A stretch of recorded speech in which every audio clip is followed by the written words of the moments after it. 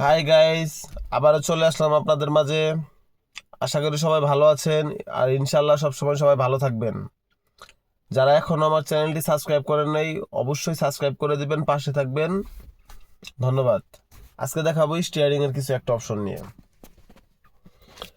অনেকেই প্রশ্ন করে থাকেন যে স্টিয়ারিং এ যে এই বাটনগুলো কেন থাকে, এগুলো কিসের বাটন। আচ্ছা, আমি এটাই আপনাদেরকে আজকে বুঝাবো।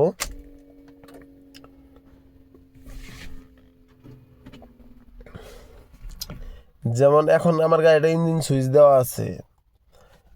আমার মিটারে দেখতে পাচ্ছেন নিচে লেখা আছে যে আমার গাড়িটা কত কিলোমিটার চলছে, যে এটা হচ্ছে মোবিল চেঞ্জ করার পরে। এই দেখেন, আমি যে নিচে যদি চাপ দেই ওইখানে আমার ডিসপ্লের অপশনগুলো চেঞ্জ হবে। এই তো, উপরে চাপ দিলেও সেম। এখন হচ্ছে যদি সাইডে চাপ দেই তাহলে কিন্তু আস্তে আস্তে চেঞ্জ হবে। দেখতেই পাচ্ছেন, এদিকেও কিন্তু সেম। তো যদি মাঝখানে চাপ দেই